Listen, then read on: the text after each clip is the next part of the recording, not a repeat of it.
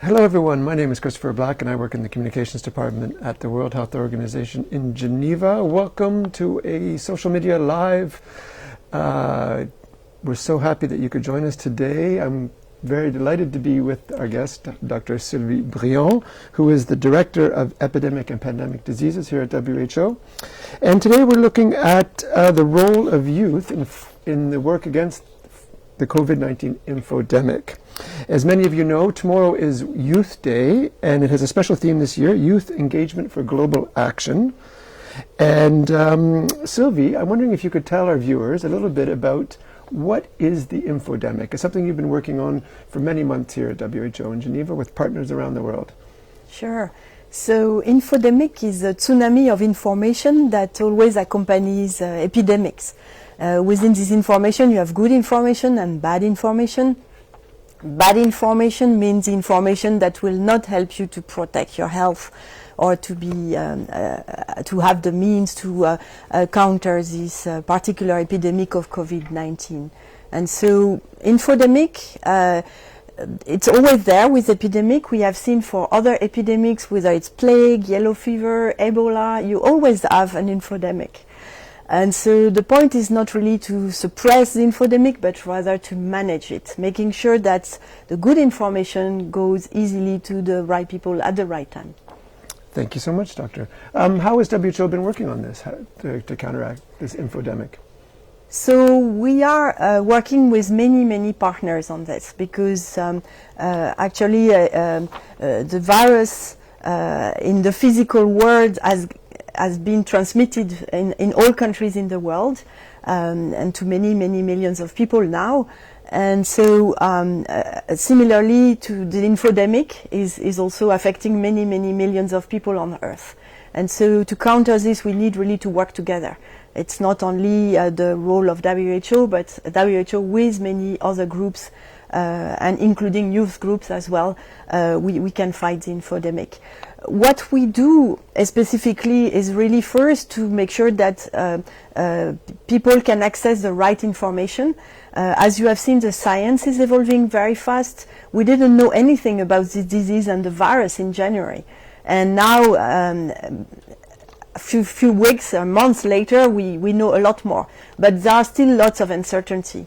And so our role is to really distill this science into concrete messages that then can be used by many people so that they can protect their own health and the health of their families. Thank you so much.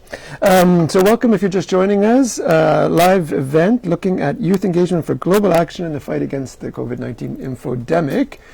Please, if you have any questions, put them in the comment box, depending on which platform you're watching us on. If you're on Twitter, you can hashtag your question, AskWHO, and our colleagues here will pass those questions on to me, and we'll pass them on to Sylvie. We'll ask them as we go on the show. If you want to just tell us a little bit about your experience with COVID-19 or your experience in dealing with all this massive information that's floating around on this disease, stick those in the comment box too. We would love to hear your feedback on that. So Sylvie, Dr. Briand, how can young people be part of the response and solution in terms of COVID-19? First, I think it's young people, old people, everybody has a role to play in managing the infodemic. But young people, because they are socially very connected through social media, internet, and so on, I think they are master it as well, probably much better than the older generation. So I think first they can help to make the social media a safer place to communicate. Because we have seen fake news, and some fake news on treatment, for instance, can be very dangerous for health. We have seen some medicine promoted, but some of them are really poison. And so people shouldn't take them. But it's very hard for many people to differentiate what is good information from what is the bad information. So I think young people can really help us in this, and by examining really critically this information, trying to get this information from trusted sources, and not sharing again information where they are not really sure that it's good information, so that we can stop the virus spread of certain fake news. then they can also help us really to talk to the other generation and talk to their parents, grandparents, and tell them, okay, what is this virus about and how can we all together deal with it. I think this is where they can really change the course of this disease. Mm-hmm. And you mentioned social media. Another channel must also be things like messaging applications. So Facebook Messenger, WhatsApp, Telegram, things like that. Is that something that we work on as well in terms of communicating with young people? Yes, absolutely. And WHO has also been working very closely with most of those application or platforms to see how we can use the technology at its best, because these technology are really important. They link us together, but also sometimes if they are misused, then they can be dangerous. And so this is also where we can change a little bit the game and help to have the virtual communication be a safer place for communication. For everyone, indeed. Thank you so much. So if you're joining us a little bit late, it's a special WHO Live event. We're looking at the role of young people in fighting against the COVID-19 infodemic. I almost said epidemic. So while we know that young people aren't affected as much as older people, perhaps, by the virus itself in some ways, but they're certainly not invincible. Mm-hmm. What do they need to know, and what do they need to be careful about in terms of living with this virus? Is it circulating?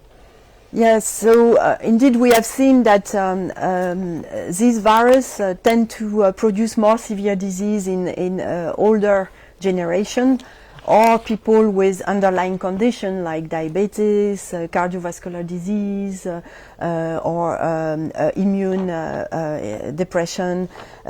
So, some young people do have those underlying conditions, so they are, of course, also more at risk. But in general, young people have stronger immunity, and so even if they catch the virus, usually they will have less symptoms, or even very mild symptoms that they may not even notice it.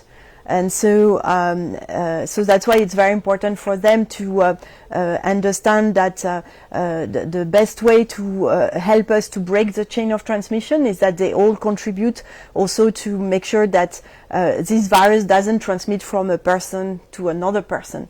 And so that's why we recommend, for instance, to wash hands very often, because the virus can be transmitted through contact with surfaces that are contaminated. We also recommend them to wear masks in places where they cannot maintain the physical distance. Otherwise, of course, physical distancing is a good way to stop and break these chains of transmission. And we have noticed also since the beginning of this epidemic that there are certain circumstances where the risk of being infected is higher.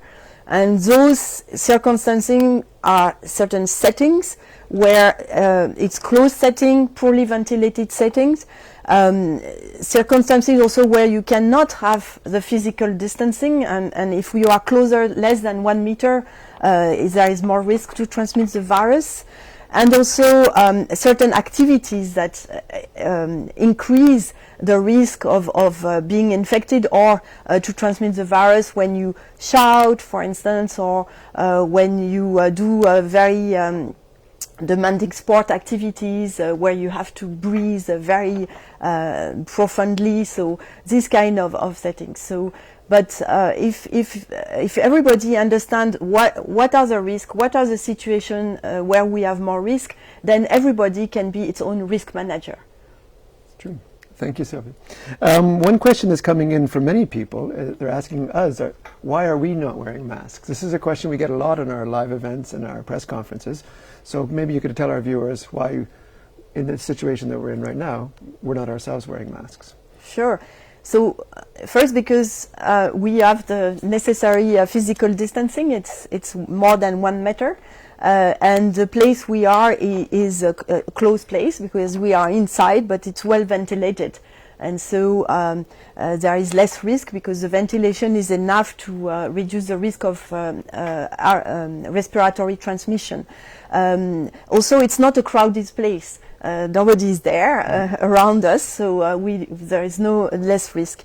And also because at WHO, before entering the building, we check the temperature and we have other checks on our own health. And so everybody knows that if they feel sick or if they feel unwell, even with mild symptoms, we should stay at home and not come to work at the office. We have a question from Jeff on Facebook, and he's asking, when young people are going off to college, which is going to be coming up in a few weeks in North America, should they always wear masks in social situations, or what other options do they have? So mask is a good protection when you cannot have the necessary physical distancing. And so it's not always wearing a mask, but really wearing a mask when it's necessary.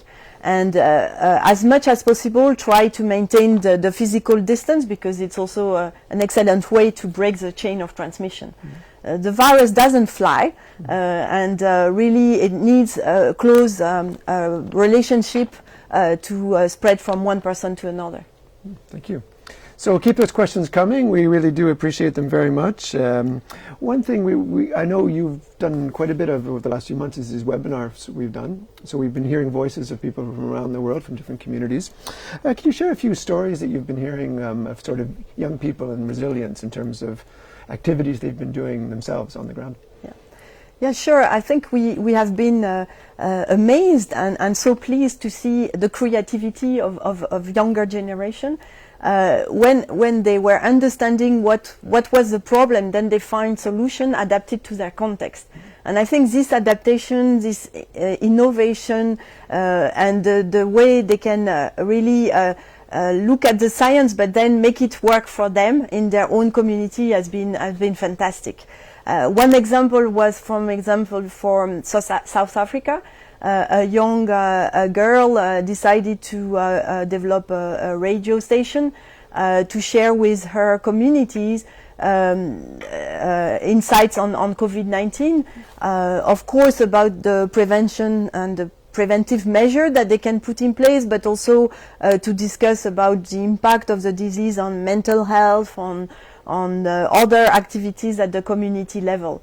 And this kind of at the same time engagement of youth people is really remarkable, but also the way that can be adapted to the local context is also fantastic, because it's when we adapt things that it works. It's very important not to have a one-size-fits-all in terms of control measures, but really adapt them to the people, to the culture, and to things that are acceptable by people. This goes exactly to one of our questions, and we're getting quite a few from LinkedIn, so thank you everyone for that. George from Zambia is asking about how can young people be involved in terms of creating clearer communications. Do you have any ideas on that? Yes, I think this is what we try also to achieve with the communication we have with different youth groups. We can provide the latest scientific update on the disease and the virus, but I think it's young people need to adapt this to other young people, because they have different way to express things, different words as well sometimes, and also maybe the way young generation communicates are different, not only because of the mean, it's more through a mobile phone, or but also visual videos and so on. And I think the activities also they have different type of risk. For instance, nightclubs are quite risky places for COVID. COVID loves nightclubs as well, and because in nightclub they have many young people to infect, and it's closed environment, and people are staying there many hours, and so for this reason. But it's not because COVID likes nightclub that we need to not take this into account to adapt also the risk. We can do many things to continue to dance and to enjoy a relationship with other young people without necessarily increasing the risk of getting COVID. Has anyone studied the track, like increase the use of alcohol and increasing risk in terms of, for example, being not quite as socially distant as the evening goes on, shall we say? Is that something that people have looked into or not yet? Well, I think in general, even alcohol, we had many studies on that with alcohol and driving, for instance. Everybody knows that driving can be very dangerous, and many people, when they drink too much, they just forget that they need to be particularly cautious, especially when they are tired and they have had already a very active night. So, so I think it's the same with other precautionary measures.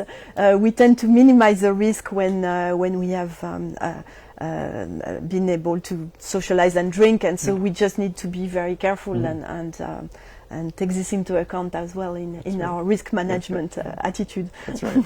And one thing to keep in mind is that while we're talking about youth and the role of youth, most of our guidance is really applicable to anyone.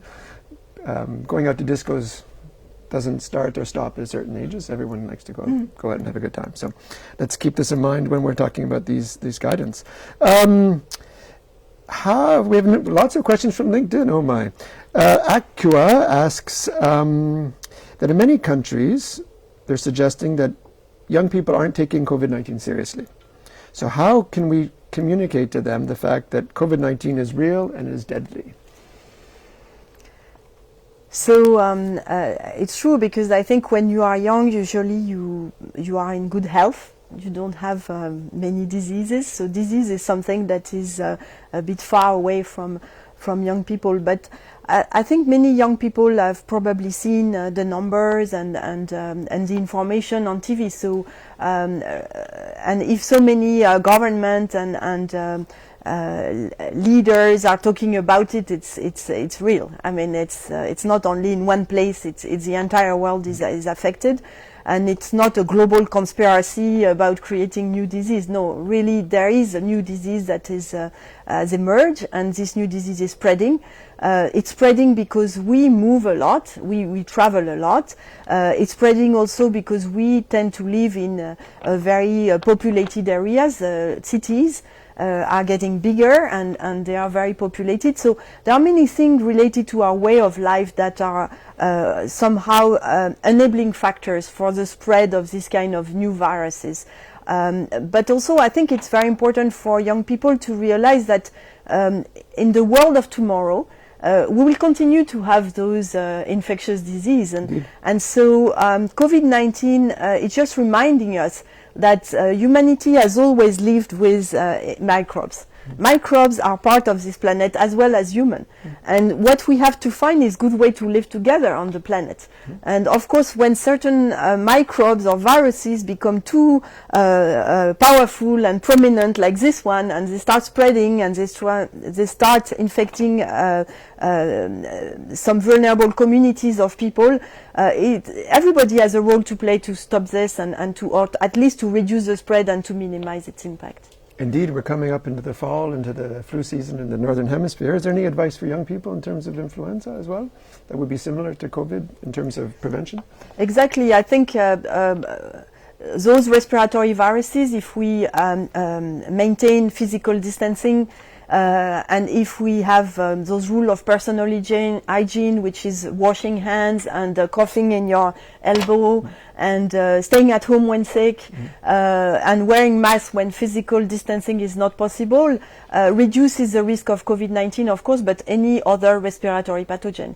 And so maybe this year many young people will be able to go through winter without any cold.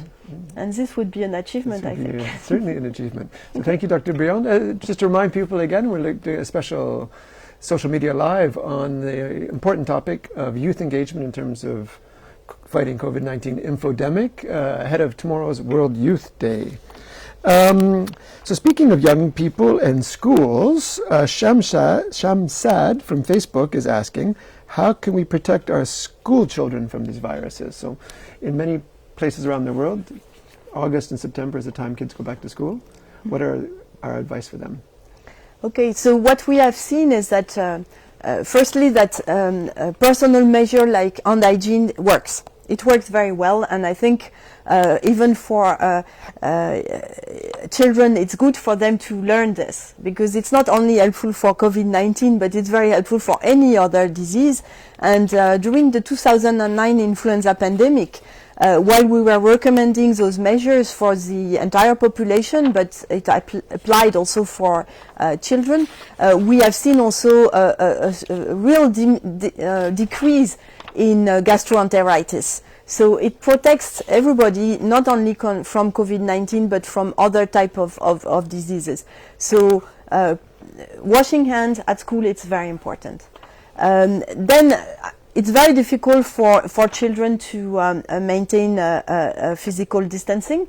But try as much as possible to reduce the opportunity of very close contact. And again, if those close contacts are limited in duration, and if they occur outside, not in closed environment and poorly ventilating room, again, the risk of transmitting the disease is much lower. And so then, of course, there is a possibility of wearing a mask, and probably certain schools will implement this measure, especially if it's difficult to maintain the physical distance, or if it's difficult to maintain the ventilation in the room, which might be the case in many places where it's very cold in winter and you cannot really open the window when you are listening to the teacher. So again, it's a matter of adapting the measure to special settings, having in mind what is the rationale for those measures so that we can reduce the risk to its minimum. But there is no zero risk anywhere.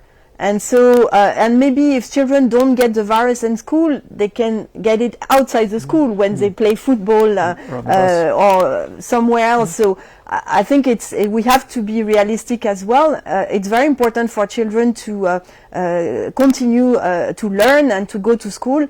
And so we have to adapt the measures so that they can do it safely. And again, fortunately, this virus is producing more severe disease in elderly than in children. So maybe the children will get the virus, but hopefully they won't get a severe disease. Thank you. We have a few questions on Facebook wondering how WHO's work with young people sort of fits into its overall response. I'm wondering if you could sort of sum up for that. It's a big question, a short answer perhaps to a big question. Yes, it's part of the global response. We work with different audiences. We work with what we call the world of work, and so all the employers, employees to make a workplace safer. We work with faith-based organization, any religion actually, to work with them how we can adapt the measures, and because what is really important is that any community, whether it's a youth community, a faith-based community, employers, employees, communities, they are actors in this response. They have a role to play, and we want to partner with them so that everybody knows what is needed for them to reduce the risk in their particular community. And this is why everybody is important in this response. Indeed. We have a question from, where did it go? Oh, I've lost it. Exactly on that theme in terms of the world of work, from LinkedIn, looking at young people's livelihood, including employment and education. So it's something that's heavily affected by this disease. Is WHO, or talk a little bit about our work with partners on this issue in terms of concretely what we're doing? Yes, absolutely, because we have seen that at the beginning of this pandemic there was a lot of surprise. So many measures were taken late, in a sense that there was already sustained transmission in the community, and a lot of people going to the hospital to receive care, and the hospital overwhelmed by the demand, and therefore many people couldn't really access the care they wanted or they needed. And so most of the measures that were put in place in the first few months were really what we call to flatten the curve, because it's not the same for an emergency ward to receive 1 person per day or to receive 100 person in one day, and it makes a huge difference. So I think now the global community has learned. We have learned that we need to take some measure, but very early on.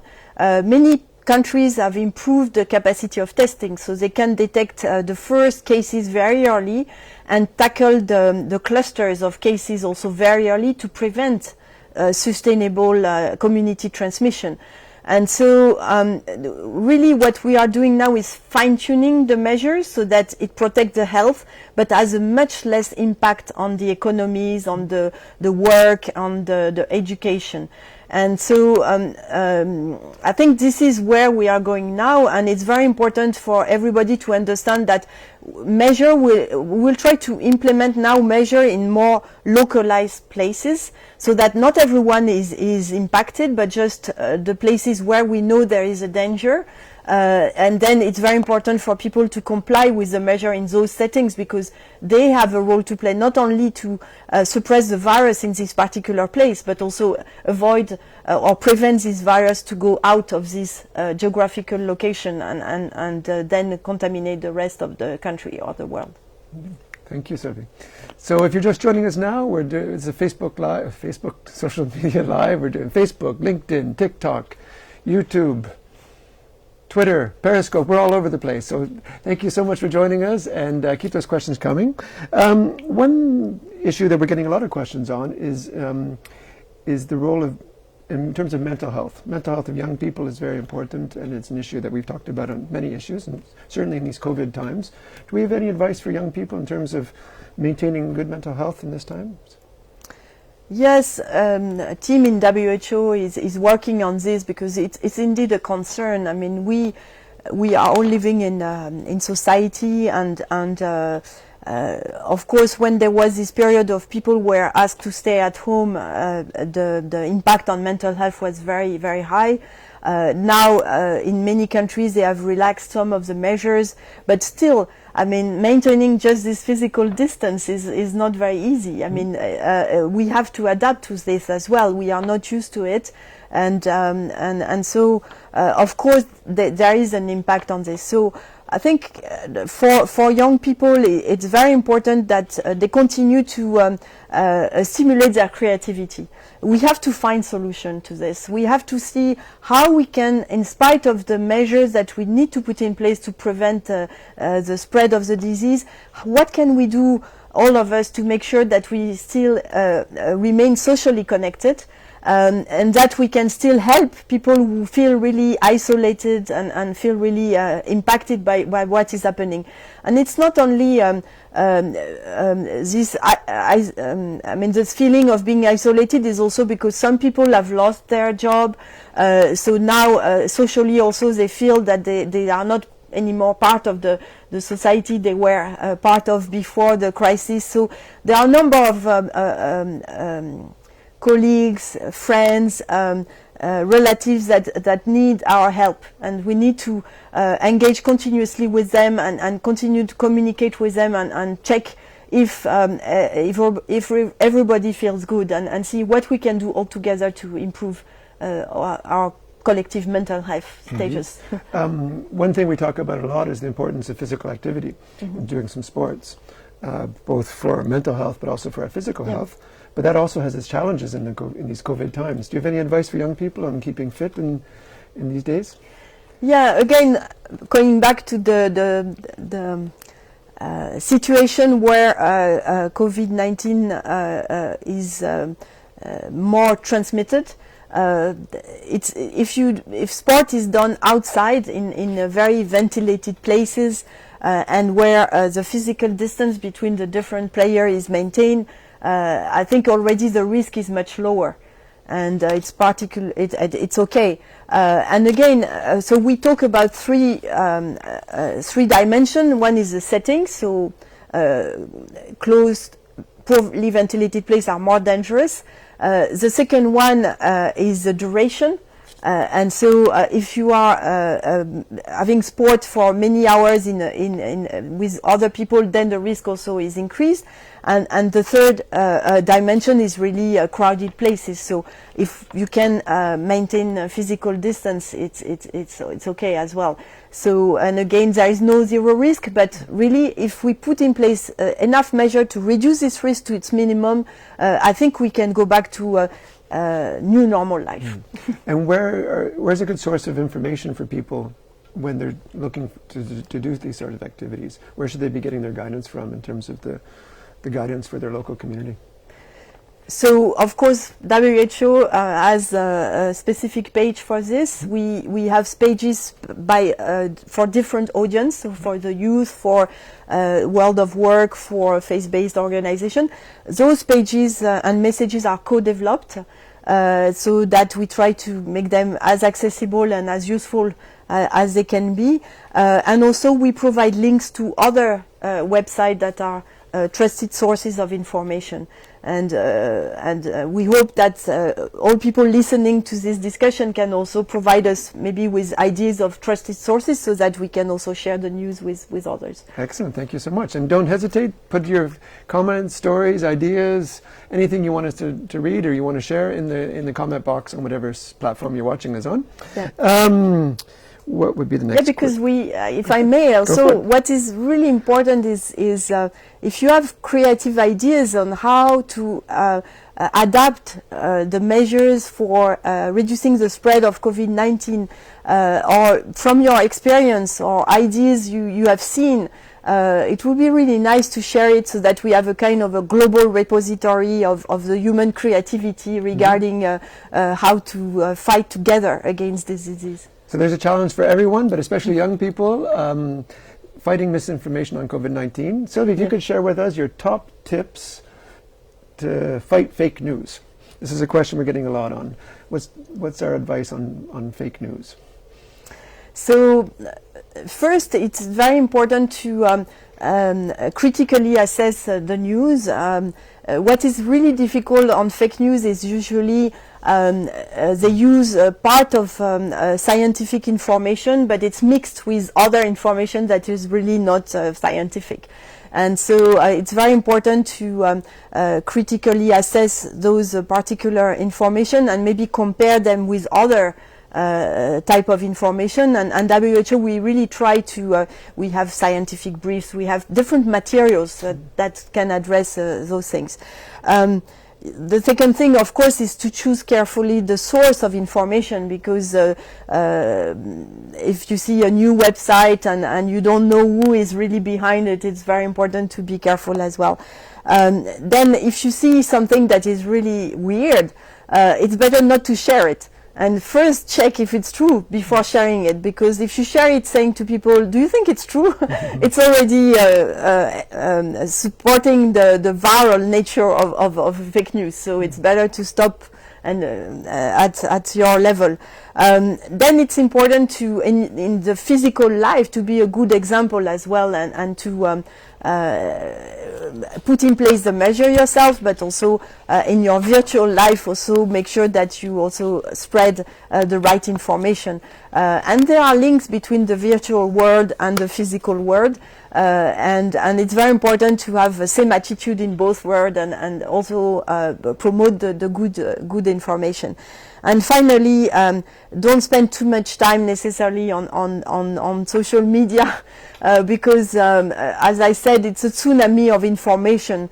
And so it's sometimes even for people like us, who it's our job to select this information and differentiate them. It's a daunting task, and so maybe it's better to rely on trusted sources like WHO, and you can use what we are already selected for you, and see how you can adapt it for your own life and share it with your relatives and your communities if it's useful for you. Thank you so much, Doctor. So we talked about children going off to school and smaller kids going to school for the fall. Is there any advice for families? This is a question from Rachel Wolf. Thank you, Rachel. For when kids come back from school into the family, what would your advice be? Yeah. So again, I think basic hygienic rules are really useful. When kids come back to school, just ask them to wash their hands. Already, it will reduce a lot of risk for the child, but also for the family. And make sure also that things that are touched very often, especially if you come, for example, the door handle of your door, this one needs to be disinfected very frequently, because I mean, this is where you may have dirty hands touching it before you can wash the hands.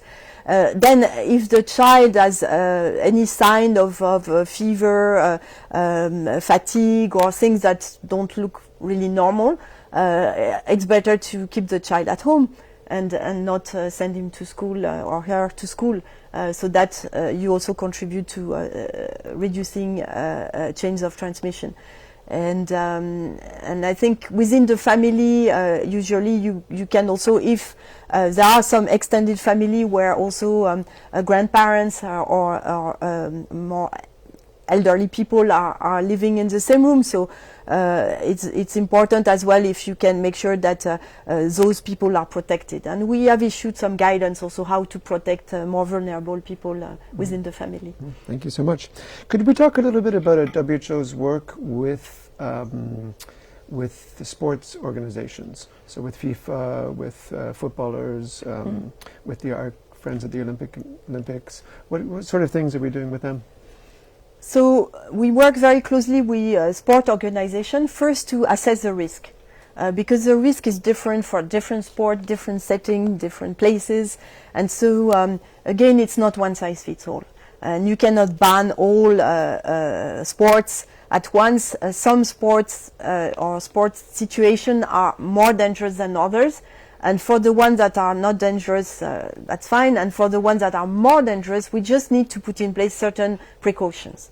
And we are discussing with them to assess the risk and also provide advice on which precaution would make a difference in terms of risk reduction. And so, and finding solution along the way, because again, a few months ago, we didn't know about this virus.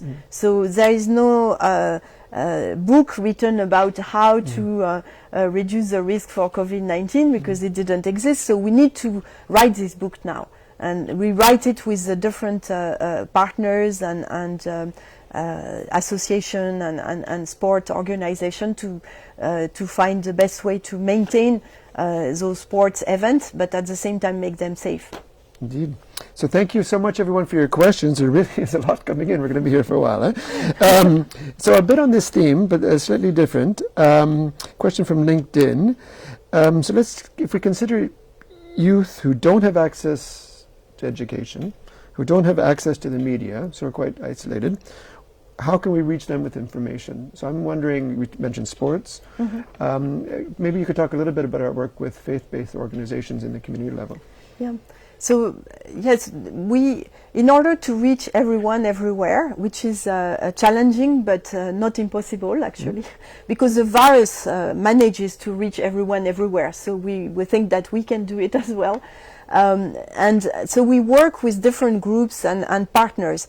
And so you mentioned the faith-based organizations. This is one type of partner, but we work also with UNICEF, for instance, UNESCO, other UN agencies that can help, and so they have their own network. For example, UNESCO has a radio network, so we use also radio to spread the messages, but we use also local leaders or health community workers, or it depends on the setting, but we try to amplify the messages and the recommendation through any kind of meaningful network where people can ask questions. So it's never we try not it to be a top-down approach that we push out messages, but really we try to develop the condition for fruitful dialogue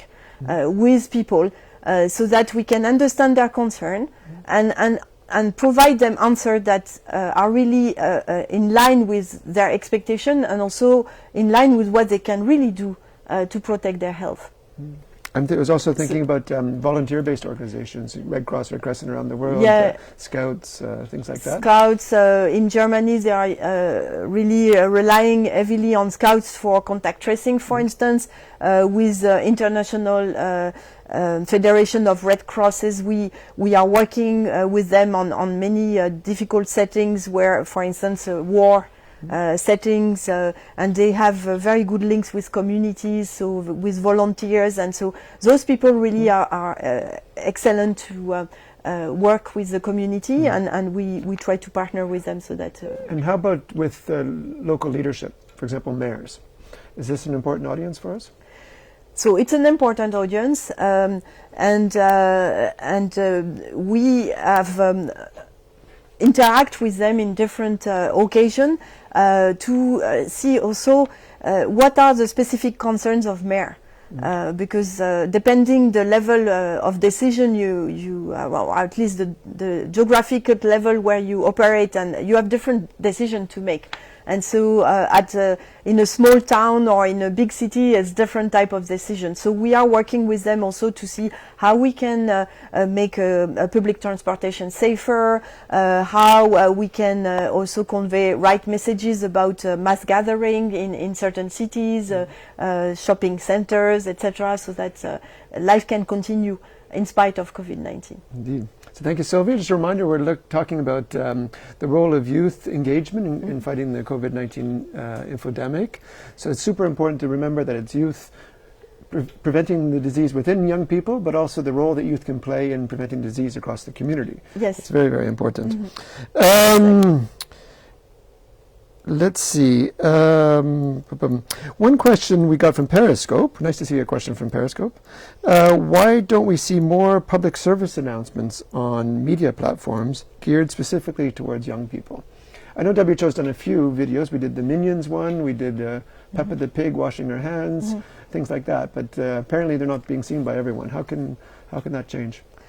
So this is why I think tomorrow you will see at the webinar we are organizing some youth group talking about their experience, and we would like indeed, because in these communication products there are two things that are important: is the type of product, if it's video or written messages, and also the channel, how we so we are working with a youth group to improve this, to see, okay, what kind of messages or product will really resonate for you, and you think it's useful.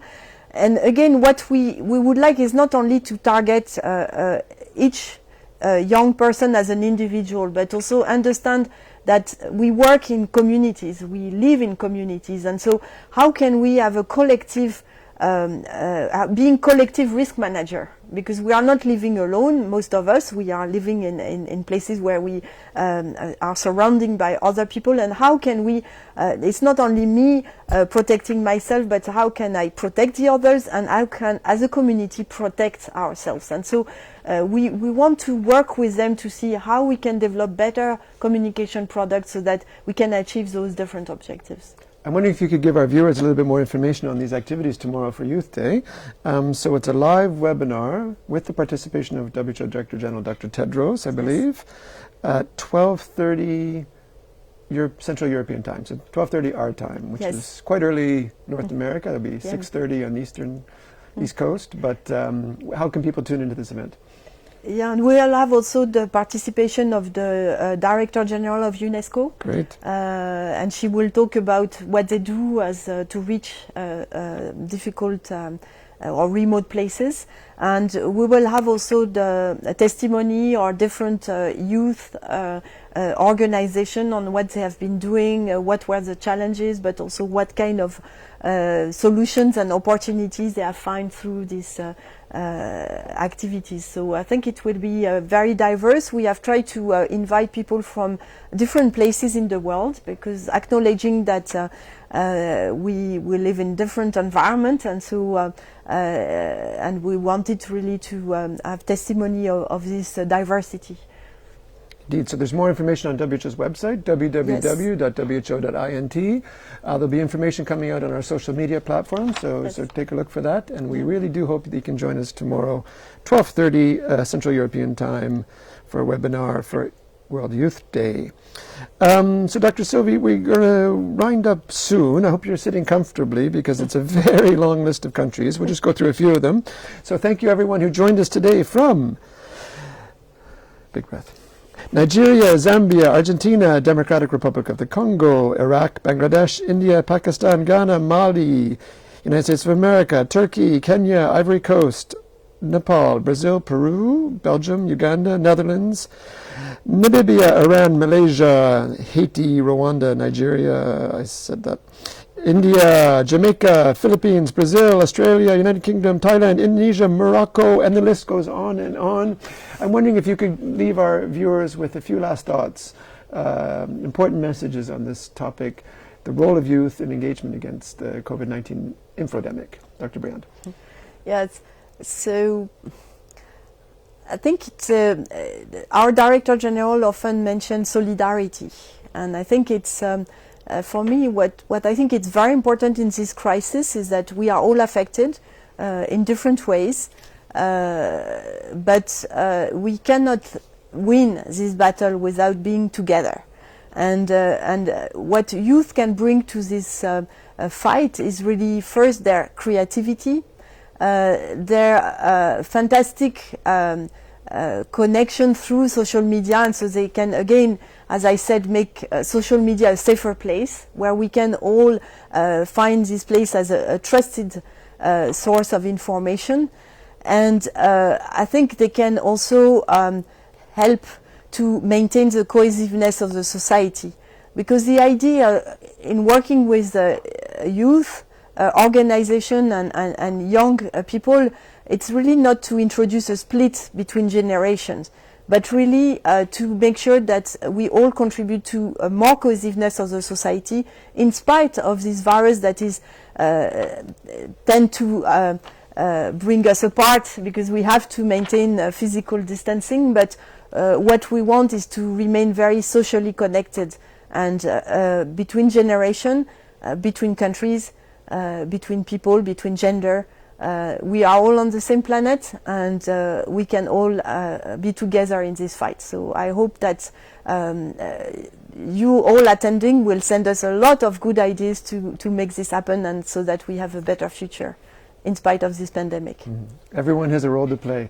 So we hope that you can join us tomorrow's webinar to hear the voices of young people from around the world, to hear the voices of our leaders, and to give your voice to this important topic. So thank you so much, everyone, for joining us. Thank you for your comments and your stories. We look forward to joining us again later in the week for another Social Media Live.